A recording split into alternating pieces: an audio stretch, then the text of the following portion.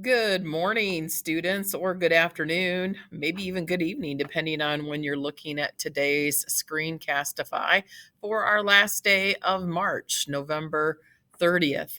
Today, we're going to be taking a look at a couple pages before we jump into Chapter 6 on the Declaration of Independence. You can find what we're going over on page 137 through 140 in your book. Let's go down through today's game plan first and foremost. Your warm up, make sure you order lunch if you're here at school. Quickly check your email. And then today's Google question, it's posted in the Google Classroom. I'm going to read through it with you. Make sure you read the directions. I'm going to read them for you. During the initial signing of the Declaration of Independence, Benjamin Franklin remarked to John Hancock, "We must all hang together, or most assuredly we shall hang separately." All right, so first you're going to watch a video that I have posted there in the Google Classroom. And it kind of reiterates the "we must all hang together, or surely we will hang separately." And then second, please respond in 2 to 4 sentences or more what you think Benjamin Franklin meant by his comment, "We must all hang together, or most assuredly we shall hang separately." Again, 2 to 4 sentences. Don't slop down a couple words or one crappy sentence, all right? Using the race writing method is optional, but remember, many of the steps that we use in race can be a great guide for you to get those sentences that you need. And in this case, for this Google question, you need 2 to 4. Lastly, after you post your own comment, you're going to respond to 2 or 4 of your classmates. You can respond to more, that's fine. Your response should be in at least 2 to 4 sentences and needs to engage in what they're saying. You can either agree, disagree, support. If you say it's good, why is it good? And those kinds of things. Make sure that you're supporting yourself in your comments. Both Reagan and I, Reagan is my cadet teacher from the high school, and I will be commenting on these. So be scholarly and engage with each other in those comments. And then this is due by the end of the day today, no exceptions. If you don't get it done by the end of the day, it's going to be counted late. Again, make sure you watch the videos that I posted here. We're getting interrupted by the bell. We did have some boiler issues over the weekend. So if your room is cold, just hang on there. Working on it to get it fixed. So if you're at home, you're probably going to be warmer than we are here at school. Then after the warm up, we're going to take a look at this PowerPoint, and we're going to discuss a project that I have for you today. If we have time, we'll watch America This Is Us, Rebels and Revolution. We probably won't. I'll probably give you time on the project. And then tomorrow you will have a quiz over this Screencastify. It will be based on what we're talking about in this lesson today. So let's move on to our lesson. Today we're going to be talking about what is the purpose of the Declaration of Independence. So in class, we're going to probably get some volunteers to talk about this a little bit. But I have what I've mapped out as the purpose. The main purpose of the Declaration of Independence was to explain to foreign nations why the colonies here in the Americas had chosen to separate themselves from Great Britain. So, what is actually in the Declaration of Independence? Well, if you look on your book on page 137, we're going to take a deeper look at that today. By issuing the Declaration of Independence, which was adopted by the Continental Congress on July 4th, 1776, the 13 American colonies severed their political connections to Great Britain. The Declaration summarized the colonists' motivations for seeking independence. At this point, they were pretty much fed up with Great Britain, and they wanted to separate from them completely. If you remember early on in the rebellion, when we had things like the Boston Massacre and the Boston Tea Party, that wasn't so much the case. But as things progressed on, they decided that the 13 colonies wanted to be their very own country, thus writing the Declaration of Independence and severing those ties. So, what are the four main parts of the Declaration of Independence? Well, we're going to look at those on page 137 through 140. And they're quite simple. The first part is the preamble, the second part is the Declaration of National Rights, the third part is a list of grievances, and then the fourth part is the resolution of independence. Okay, so let's take a look at page 137, where we can see the first part, the preamble. So, the first part of the Declaration of Independence is the preamble. The preamble explains why the Continental Congress drew up the Declaration. All right, at this point, as I said, they're very angry with Great Britain and they're wanting to separate from them and become their own country. So, what is the main point of the preamble? Well, the main point, the preamble, meaning the introduction to a formal document, states the reason for the colonists severing their ties with Great Britain. Part 2 is also on page 137, the Declaration of Natural Rights. This is the second part, the Declaration of National Rights. It lists the rights of citizens. It goes on to explain that in a republic, people form a government to protect the rights. Mr. Arts making an announcement. I guess today you'll be missing Student of the Month combos. Listen. Google Classroom page. We will not do that today. Instead, I sent an email to each grade level with a link to the Google Meet that we'll be using. So each grade level should have that, and it should say, for instance, 7th grade Student of the Month convocation. Please use that Google Meet link, and we'll start with 7th grade again today during Pride. That should be around 8:20 a.m., and we'll look forward to having good convocations. Again, welcome back, and let's have a great Monday. So, Student of the Month will be one thing that you're missing on this Monday, and we'll be sure to post later who got that for the 8th grade. It will also likely be on the middle school's Facebook page. So, what statements in the Declaration of Independence are important values in a democracy? Well, all the people are created equal. All people possess certain basic rights. The purpose of government is to secure or protect people's rights, and the power and authority of government is for the people. Part 3 of the Constitution is a list of grievances, and that starts there at the bottom of page 137.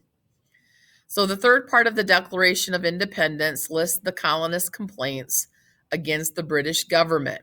Notice that King George III is singled out for the blame. It's all his fault. All right? King George III singled out. Even my friend Ben Franklin says, George III, it's all your fault. We're singling you out and blaming you. Thank you, Ben. We appreciate you stopping in today for today's Screencastify. So, why might holding government meetings in unusual and inconvenient places have offended the colonists? Well, if you take a look at page 138, the fourth paragraph, it reads, he has called together legislative bodies at places unusual, uncomfortable, and distance from the depository of the public records for the sole purpose of fatiguing them into compliance with his measures.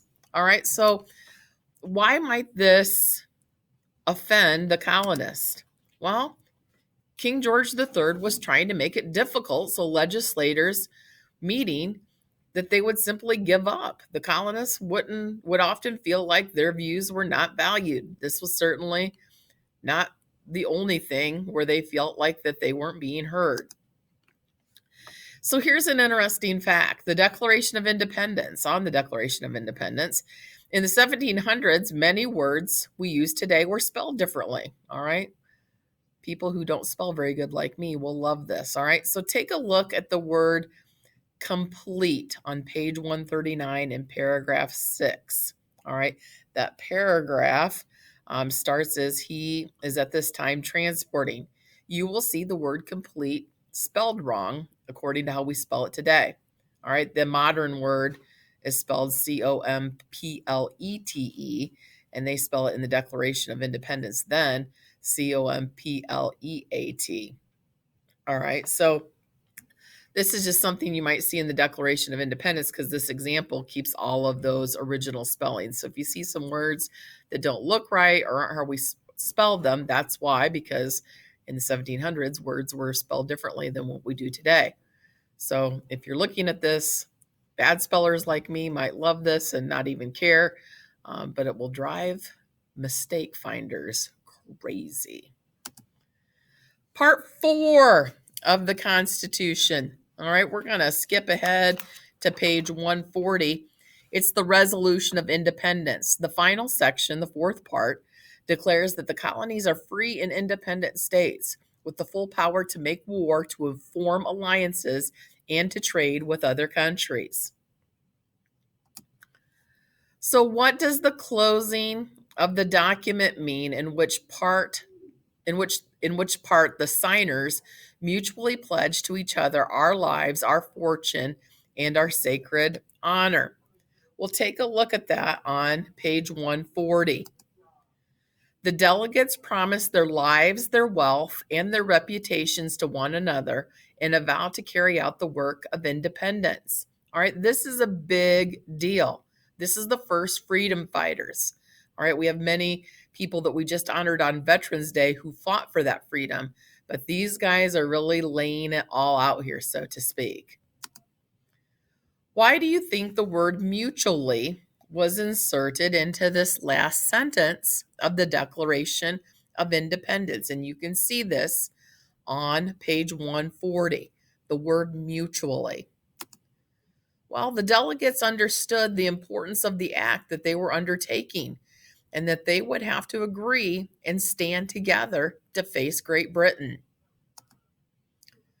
So take a moment and pair and share, maybe with somebody at home, a parent, maybe call one of your classmates who's at home today. I know several of you are quarantining. Discuss and explain with a classmate the purpose of the Declaration of Independence in your own words. All right, and I have some of my thoughts that you can read here on that. If we're in class, we're probably going to do some parent sharing on this. It's kind of your moment to talk 15 seconds and tell somebody next to you or close to you everything you know about the Declaration of Independence based on this presentation. So, some facts about the Declaration of Independence. These are just some interesting facts, so to speak, that I found online. So, Thomas Jefferson didn't write the Declaration of Independence alone. He was the lead writer, but other people helped him. The vote for independence was not unanimous. Not everybody voted for that right away. John Dunlap printed hundreds of copies of the Declaration of Independence. You know, we had the Committee of Correspondence, so we certainly had to make sure to get that word of the Declaration out to the other colonies, not just the people who were part of the Continental Congress, but those who lived in the colonies as well. It took 442 days for independence to become an accepted thought. So that's just over a year.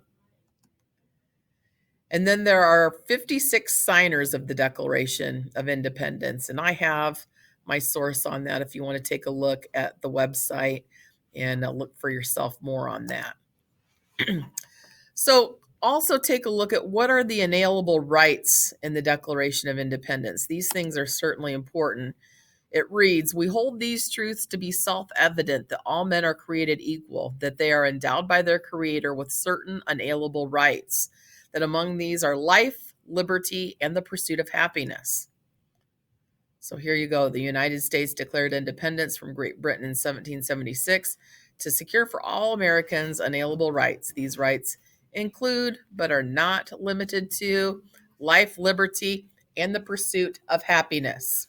All right, I've got some students coming in here, so I'm going to ask that everybody be quiet until I finish this. So when people come in, kind of hush them because I'm finishing this for the remote learners.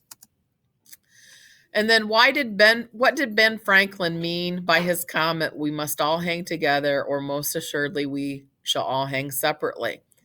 Well, here's the frank bottom line of what I have to say about this. And you can read through this, and you might take a look at what you wrote about this in today's Google question.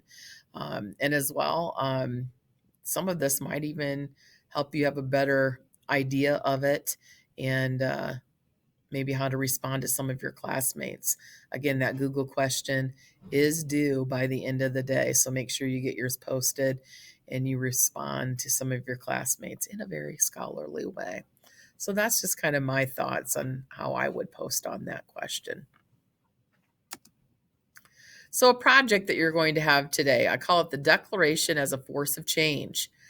So, making presentations, the Declaration of Independence has been a force of change in the United States, and it's also influenced independence in other countries. Americans use the Declaration's idea to promote measures such as the abolition of slavery and equal rights for women. Also, international leaders such as Ho Chi Minh in Vietnam used this. They were inspired by the Declaration of Independence for their own independence movements in their countries.